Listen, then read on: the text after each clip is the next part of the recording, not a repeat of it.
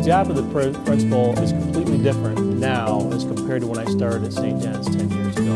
It was just a different era back then. There were jobs that kids could go to, skilled trades. We came to school, we did our reading, writing, and arithmetic, and went home. Basically, you were to make the school a nice, happy, congenial place.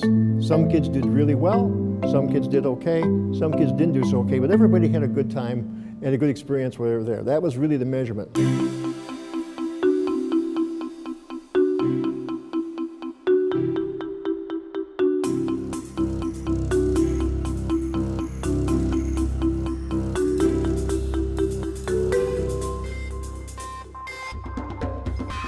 We're seeing a changing economy, and we're seeing the impact of globalization on our economy. We're in a global society, and everyone has to be able to compete globally.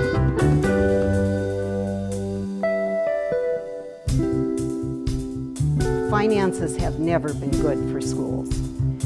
I think they're much worse now. We had a hard time passing a millage, so we said instead of cutting programs, we'd go until we ran out of money. So that's what we did. We had graduation first of April. Oh, I think we're asked to do so much more now in high schools. I think we're responsible for character education, for driver's education, for reproductive health education. Nothing's been replaced. It's always been added onto. That building principal is still responsible for everything that the building principal was responsible for in the 1980s, plus 100. In a nutshell, the change has been the resources continue to go down and the accountability continues to go up.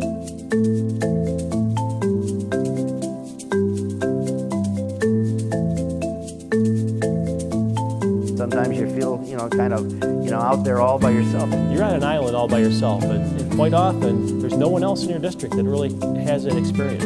I have never been in combat, okay, but I think to talk to another person that's been in combat, they have something in common. They've been there, they've walked the walk, they know the talk. I think it's much like the principal should be.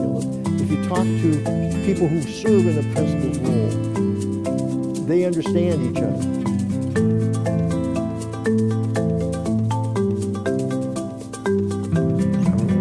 Many superintendents will say the high school principalship is the most demanding position in the district. You've got to have the game face.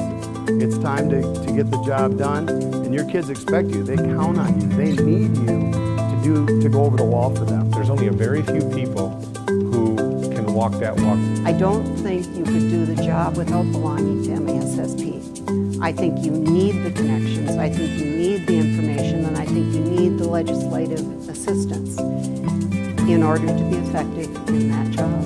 If you don't have an answer, you're a phone call away from a friend that can help you out. You're really never alone if you belong to MASSP. It takes a lot of time, it takes a lot of hard work, and I wouldn't trade it a day of it.